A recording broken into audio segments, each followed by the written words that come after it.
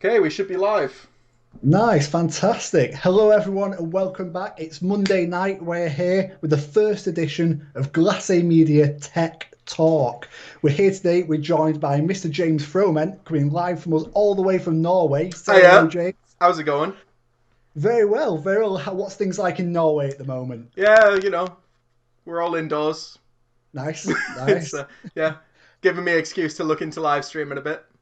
Well, yeah, absolutely. Thank you very much for hooking us up with this very sweet setup that we've got with rolling in with you today. We've up the production quality, just trying to keep things motivated, keep ourselves busy, and make sure we're bringing you, the viewer, the best content possible. So today, it's Monday. It's going to be a regular broadcasting segment of Tech Talk. Going to be talking all things tech, from cameras through It's mostly lighting it's through mostly audio, it's mostly just cameras. mostly just cameras, but we'll also be doing general chit chat about the film industry, our own experiences within film, and things we've been watching, things you should watch. So we're going to roll on with our first topic for today, which was picked by Mr. James Froment, codename Just Another DP. Check him out on the Instagram. His handle is on the screen, so give him a like, give him a follow. First top. What's our first topic, James? So first topic is first piece of camera equipment that you purchased Okay. with your own money. So not that it was Right. bought for you, not that you were gifted, that you Mm-hmm. you thought it was worth it, grabbed your money and Yeah, walked yeah. to probably Dixon's and bought it. Nice, nice. We're not sponsored by Dixon's. That was just a random name drop. Yeah, but we always used to. Everyone used to stop shop there, except they went That's out of true. business, That's and true. now they're just in airports. Um, That's true. You do ever see them in airports. yeah, Well, cool. All right. So, first piece of camera equipment. I'll kick us off. all right. First piece of camera equipment was bought my own money, the Canon 550D. It was my first camera. Bought it while I was at university. Bought it second hand from Yeah, CEX. are you happy to say the amount you spent? So at the time, it came with a kit lens, one battery. Didn't come with a bag or anything, no manuals. I think I paid about £250 for it. I Not paid. too shabby, that. So first year of uni, so that would have been 2013. So yeah, it wasn't too bad really. It was the American version. It was technically the T2i.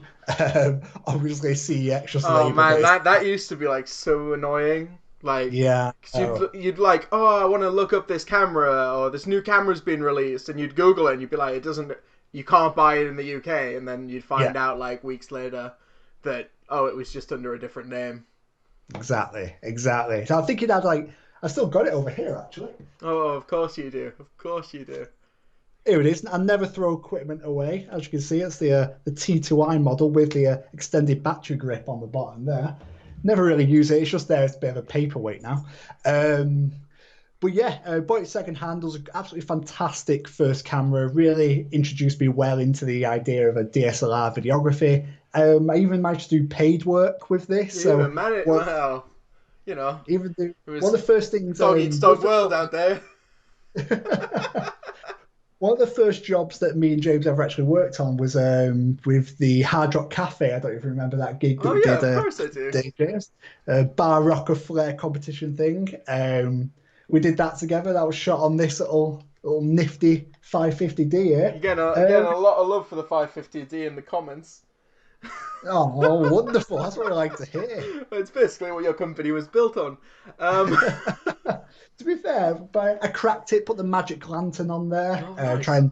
and really tried to push it as far as I could. And you can get some great images out of it if you know what you're doing. Yeah, But there's obviously the limitations of it.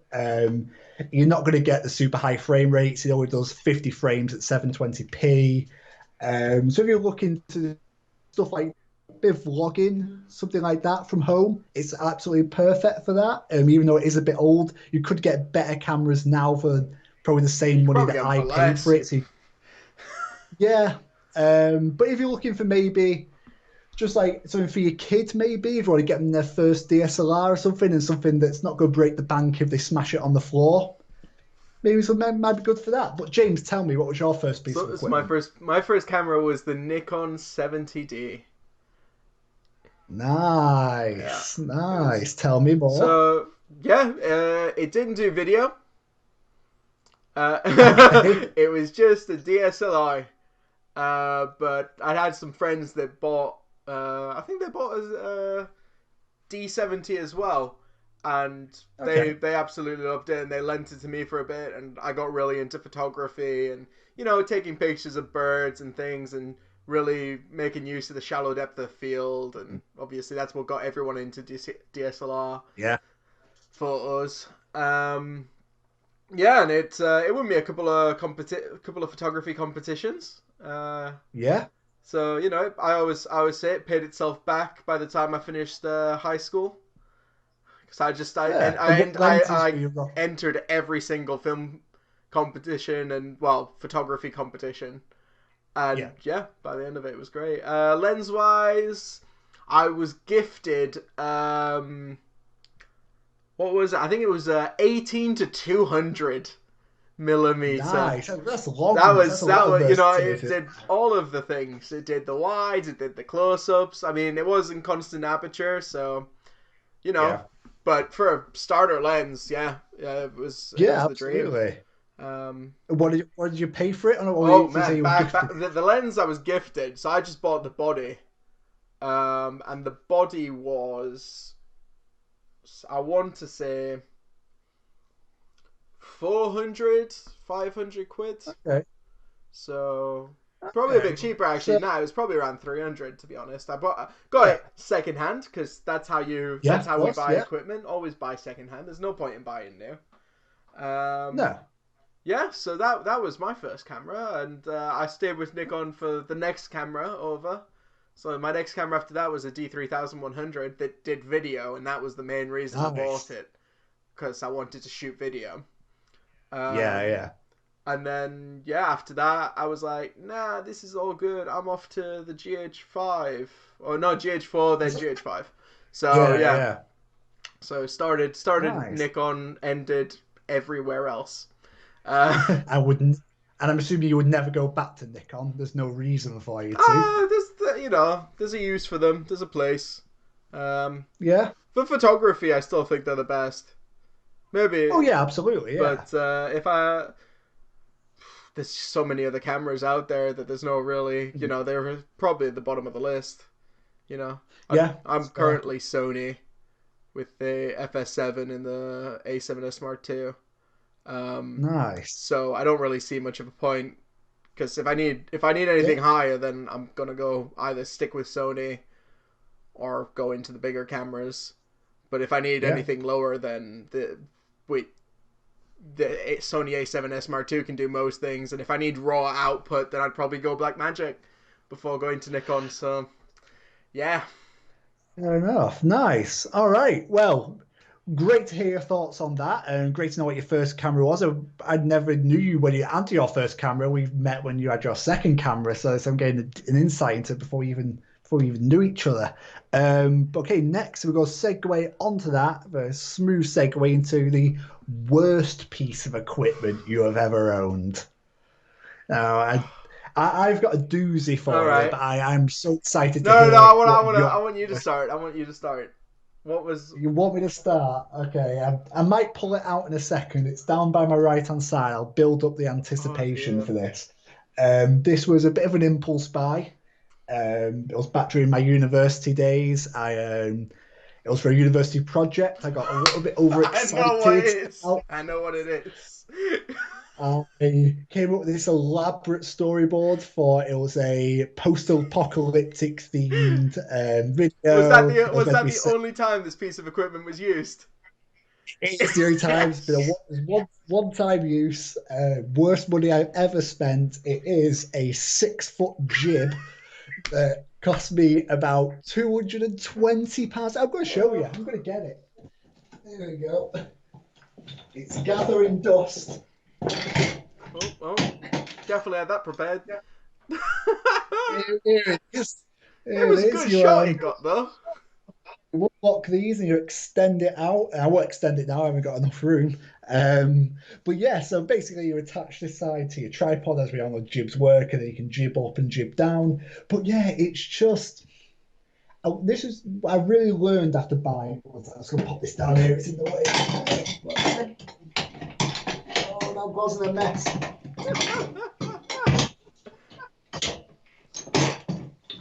My goodness. Cool, I'm back. I'm back.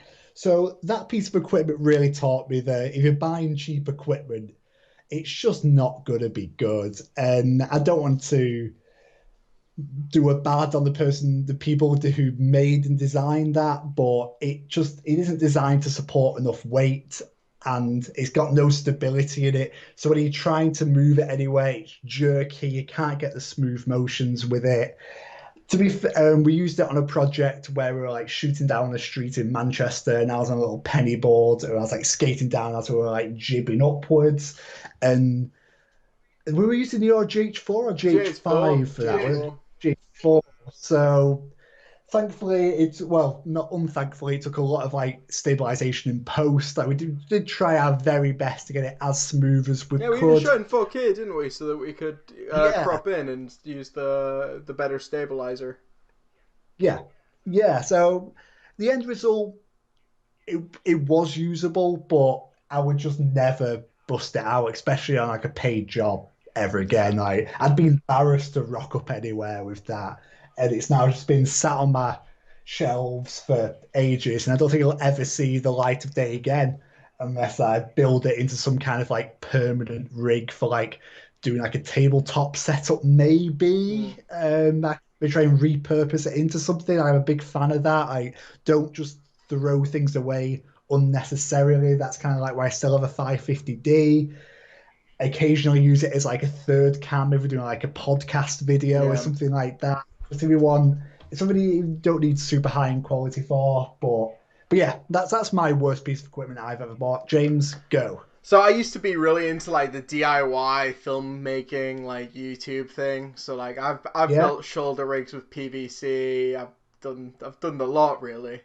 Like yeah. I shower remember you shower trying to make you curtains, shower so curtains. you remember you making like a motorized slider where you tried to at some point. We've all been through that So though. so funny you should mention it. That's my piece of gear. The Oh motorized no, I've slider ruined it. that never worked. Oh. So it was like you. I ordered what I ordered. I ordered a test piece of metal from some company that Okay. they basically make the rails for like a lot of the like people actually use. But you can order sample Yeah. units. So I ordered a Right. sample Okay. unit. So I got that for free, but I had to pay for like the motors, the gears, the extra Mm. bolts that it needed to work, and then built it, tried it, was useless. It was heavy, clunky, like just didn't look the part. Like I would never have thought about bringing it out for like a client or something. Like it Yeah. just wasn't the right piece for the job. Mm. And that's yeah, along with yourself. That's when I discovered that you know you get what you pay for. So if you want to Yeah. spend the money and get the good results and something you can like depend on, then you have to spend the money. Yeah, absolutely. I think what it taught me was also when you're starting out as a videographer, you want to be doing these really amazing shots, and you kind of think, oh, maybe I could try and botch this shot together. It might look Yeah, good, but at the end of the day, it's good. If you're botching it, it's going to look botched. Like you're better off doing what you can afford to do very, very well than trying to do what you can't do shoddily. And it shows through, and especially when you got professionals looking at your reel, the stuff that you shot, you're looking to get critiqued, they'll be able to tell. There's certain things which you can DIY. I've DIY'd equipment for a bit like tabletop rigs and things like that, and stuff like that. It can be done, yeah, but but those are all thing. It's all things that I would say. It's like you have the client in front of you. So if yeah, you're I've done tabletop work and stuff that they've paid me to just do it out of my house sort of thing. yeah, And I've set it up on the dining room table and it's been not the neatest of setups, but it got the shot and it did what I needed to do, and then I knew that I could manipulate the footage well enough to deliver what they were looking for. But then if the client turns around and goes, "Oh, can I come and watch you do it?" then it's like, "Well, no, yeah. you can't see that because you're gonna look at the monitor and go, that's not what I want." It's like, well, I understand what you want, and I know that Yeah, by doing it this way in post, I can like extend the backdrop or all that jazz and exactly. know that it's possible and doable. Yeah, absolutely. As much as we all like to think we're amazing videographers, which we obviously are, a lot of the industry is about front and it's about creating that bit of Yeah, illusion man. about how things are done. And as long at the end of the day, as long as the client's happy, as long as the client gets the result, sometimes there's no need to let them peer behind the curtain. It doesn't really matter to them. So cool. Well, fantastic to hear your thoughts about that. We're going to move on to now. It's your topic now. You're rolling on this one. What Oof. topic we? My topic. Well, let's. How do I bring this in? Um, we've all bought a lot of pieces of equipment, but I really Hmm. wanted to hear sort of your stance because I know what my stance is on owning versus renting Yeah, and sort of how when is it right to own, when is it right to rent? Because yeah, it's a big industry, lots of different scale of jobs. You yeah, don't wanna own a 50 grand camera to bring to a 1 grand job for yeah. a week or something, or you don't want a red for certain types of documentary shoots. There's a wide variety, while difference of like what you're shooting, different content types. So when Mm. is it right to own? When is it right to rent in your eyes? Oh, that's a good question. So as a business, we work on a wide variety of stuff. Like got small stuff working with coffee shops, like bigger like TV productions. So obviously they require very, very different equipment. And I think what you need to do is you need to own your workhorse camera, which I know in your case, James, is an FS7. Currently being used as my We're current webcam. Yep. webcam. So yeah, I think owning something like that is a very versatile camera that you can take on a bigger shoot, and you can get all your nice cine lenses on it, and it's got output in the right codecs, and it's going to look fantastic. But then it's a kind of a camera that you can go a bit run and gun with if you're shooting like a conference maybe, or if you are just out doing like a bit of fashion stuff, get some like nice like infinity backdrops, or you can take it to like a smaller gig, like shooting a band live, something like that. That's going to be the kind of camera that is very versatile, that you can move around a lot. But then when you start stepping into like your £50,000 reds and things, like unless you're doing consistent work that Yeah. you're If you're doing if you're shoots, renting it in every week, yeah. If you're renting it in every week, you might as well just buy the thing because you know you're going to get the use out of it. But if you're not doing that week in, week out, then it just becomes gear envy then, and it's just you yeah. But we owning it do for the we do sake. love a good bit of gear envy. You do, but the job you have to do gear envy right, which is when you look at it on your computer screen and then you look at your bank balance and you convince yourself not to Oh, buy that's it. happened so many times. It's actually crazy. Yeah, but there's things that are more of an investment that I think. They're like a nice set of lenses, for example. That's Yeah. equipment then you can then rent out to other people, or if it's sound equipment, you can then rent that out. But yeah, what are your thoughts, James? What are your So thoughts? like, I mean, everything you've said is spot on. There's definitely cameras for the jobs. And there's certain cameras that will do better long term because they can cover a wide variety, such as the Yeah, FS7, now the FX9. Those are always gonna be workhorses. An yeah, interesting topic I sort of want to add into this is like when you own a company as to is different to when you're a freelancer. So yeah, as a freelancer, I have to buy a camera that I know most companies will require or want. So if they're renting yeah, in the camera, they're more likely to rent in an owner operator than want to rent in yeah, a camera and an operator.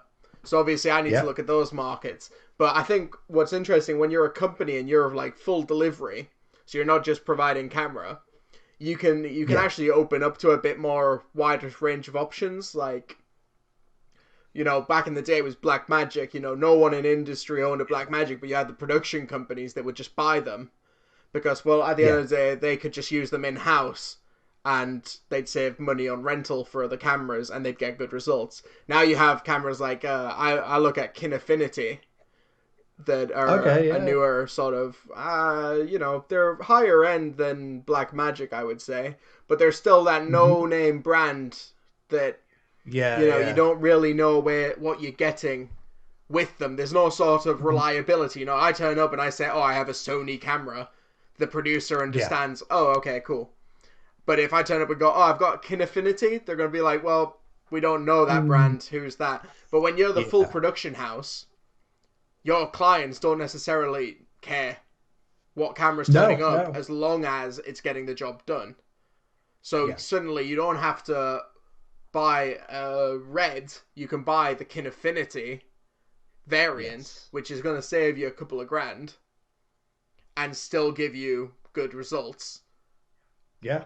in some cases. So, people can argue as much as they like over pixel peeping, but closer to a red than you'd think.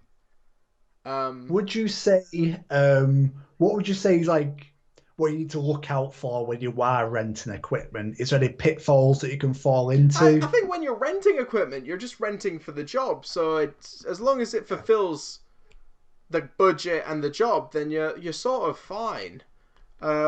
Always, I mean, obviously, you want to look for a good production rental company. So Yeah. you want to use good guys that will take care of you and make sure that Mhm. that the equipment will work and so on. Um, but yeah, that's all I can think of when it comes to renting. If you can meet the budget and do the job, then you did it right. Well, yeah, that's always the fine line we always try to dance in industry, meeting it on budget and making sure So we all come away profitable. that's why you have a Marcus Johnson. Uh, Well, that is why we do. Our main producer over here at Glacé Media, Marcus Johnson, always does a fantastic job making sure things come in on keeping me in budget. check On when I want toys.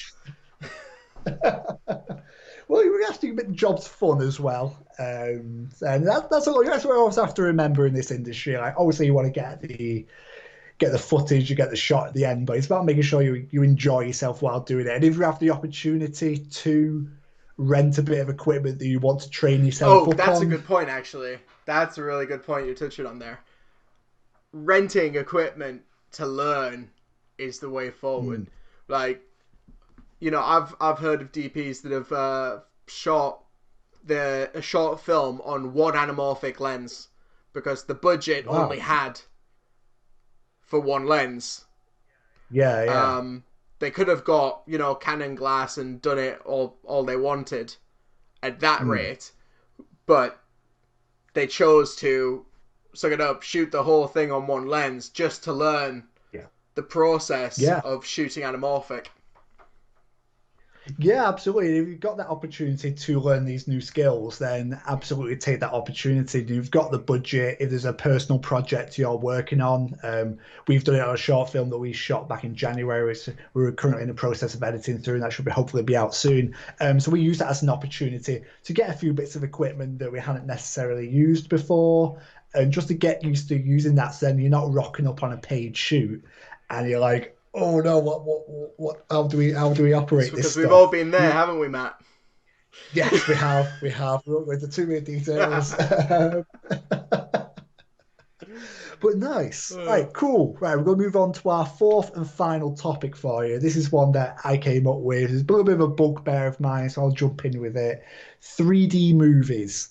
So, this is something that I've never really got the 3D movie hype. I feel there's certain films that can work for, but I feel like a lot of films are shown in 3D when to me it's just a distraction. Mm-hmm. I feel like there's films like, and I think it could be characterized by films that are just purely animated look good with 3D thrown in there. So I saw How to Train Your Dragon in 3D. I love that film anyway, but to me that looked good, and I think it was Wreck It Ralph as well. Things that it's that bit more techy. You can afford to take a bit of creative license without having things flying out the screen and stuff.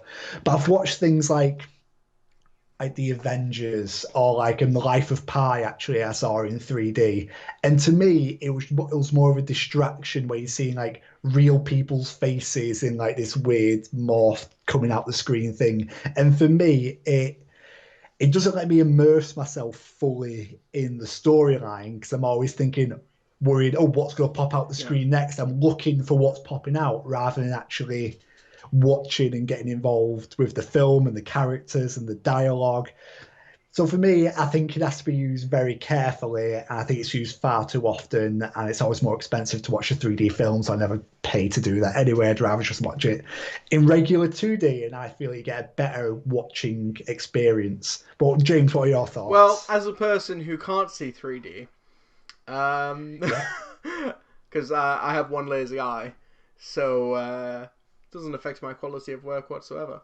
But yeah, I mean, there's a reason it's dying out. It was definitely a fad. yeah, Like, no one's making yeah, a 3D movie now, and I can see why it would be good for animations because you can definitely play with that a lot more and plan yeah, more of your shots to be more effective with the 3D. yeah, Um, absolutely. but yeah, I never really understood it. 4D, 4D, I'm like, okay, maybe that could be interesting. Where the chair, you're getting sprayed with the chair and stuff. But I've Yeah, been in some of those experiences, and I feel like it just detracts from the movie. You're not. yeah, Our brains haven't got to that point where we're not so immersed that suddenly something tapping me on the yeah, shoulder, I'm gonna look. I'm not gonna think, yeah, oh, it was in the absolutely. movie that they were tapping me on the shoulder. Yeah, that's how it works. Yeah. So yeah, not the biggest fan of 3D films. I feel sorry for anyone who bought a 3D TV. Um, Yeah. that was a scam and a bit. Um, Yeah, absolutely. Obviously, it's a way that obviously these manufacturers can make money, and obviously they want to make money to keep the companies going. But yeah, I think it is a bit of a fad. I think it is dying out. I feel like that's where VR is kind of yeah, starting to VR's pretty sick. fill that gap because you can get fully immersed in it because You have even if no you watch a option. 3D, You have no option. yeah, You are exactly. fully You are immersed. involved in it. So I think that's where VR is going to step in and fill that Yeah, gap for sure.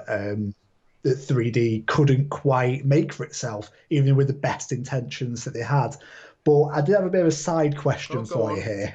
Um, so obviously we think like 3D is going downhill, and when 3D first came out, like JVC and I think Sony launched like a camcorder Yes, I remember 3D. those things. Yeah, they had two lenses stuck on the front. Yeah. Yeah.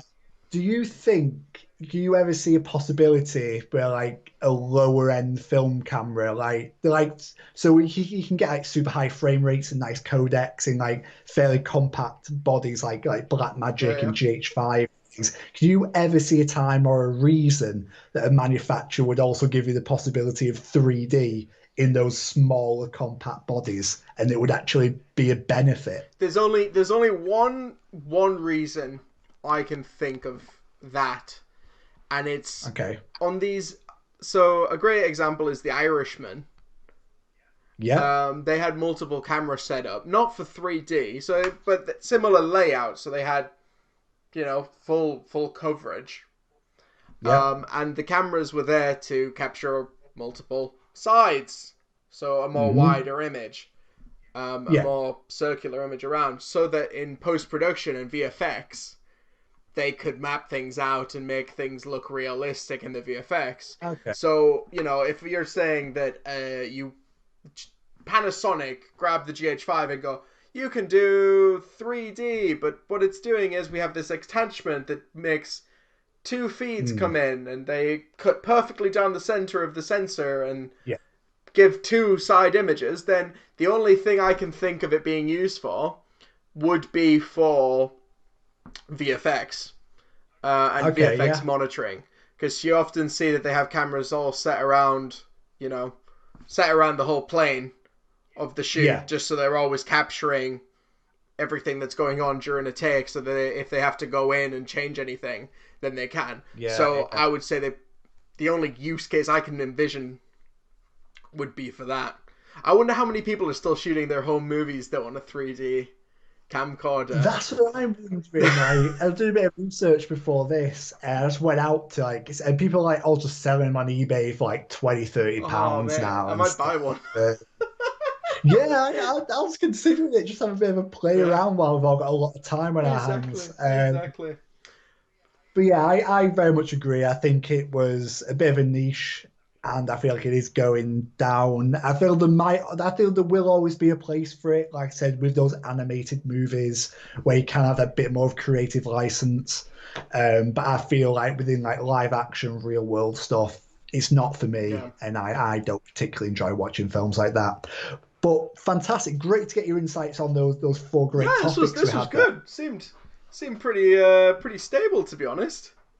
Yeah, absolutely. So I just want to finish us off with just a bit of general movie chat. So is there anything you're watching at the moment that you would recommend people go out there and well, not go out, stay in and watch? Yeah, Sorry. definitely. And to make things easier, it's going to be on Netflix. Dirty Nice. Money. Dirty Okay. Money is pretty interesting. It's basically tells the story of different scams that have gone on. Hmm. And it's a series of basically it's one of my favorite formats, which is a series of interviews laid together to give an Yeah. overarching story. And I just love the way it's shot and the edit. It's a good. It's Yeah. just solid TV. Solid TV. Okay, nice. How many episodes is there in the series? You Do you know, know? enough to last a week of isolation. Nice. That's what we want to hear. Fantastic. Yeah, so get out there, check out Dirty Money. How about yourself? For me, I'm going to plug actually a film that Marcus was talking about yesterday when we had Doug Medland on as our special guest. We're on one of my favourite films. It's also a documentary, Searching for Sugar Man. Okay. A wonderful piece of documentary filmmaking, and not just the how it's shot and the way it's delivered and the edit's great. But the actual story within it is so inspirational and so heartwarming. And I'm not going to ruin it for anyone, but if you're looking for something that's going to lift your spirits a bit during these turbulent times, I felt like I'm the Queen here giving a speech. Yeah, yeah. You sound and look like her as well. Can't wait for the Queen's um, speech this year if Corona's still going. Imagine just her on oh, Skype. Oh, Philip, turn it on. Is it on? Can you hear me? well, hopefully that won't be a thing. Hopefully things will have calmed down by then, and we all hope they do. For this, for everyone's sake, we all hope they do. But yeah, my recommendation would be Searching for Sugar Man. Get yourself in the living room, get yourself a nice bottle of red, crack that open, get your feet up, watch that. You'll absolutely love it. Well, I think that pretty much wraps us up Yeah, for I think our I last enjoyed session. this. We'll have to do it again next Monday. Yeah, it's going to be a regular installment every Monday. The Tech Talk with our special guest tech know-how person that is Mr. James Froment, who knows codename Just Another DP. Remember, hit him up, give him a like, give him a Oh, follow. cheers. He makes some amazing content. You should definitely check out his stuff. And if you need a DP, then he's not just another DP; he's your DP. Great plug, mate. Great plug. Nice, Great nice. job. We're Great working job. on that. Cool. Right. Well, everyone, I just want to say goodbye from us here at Glacé Media. Thank you very much for tuning in, and we will see you soon. Take care. Sweet. See- I'm waiting for James to kill the feed. Is it over? Yeah, It no, takes no. time, We're man. It gonna takes keep on. time. No worries. We'll keep on doing a little bit of chat just until I get confirmation from There we James that go. the feed Should be has been done. killed. Is it over?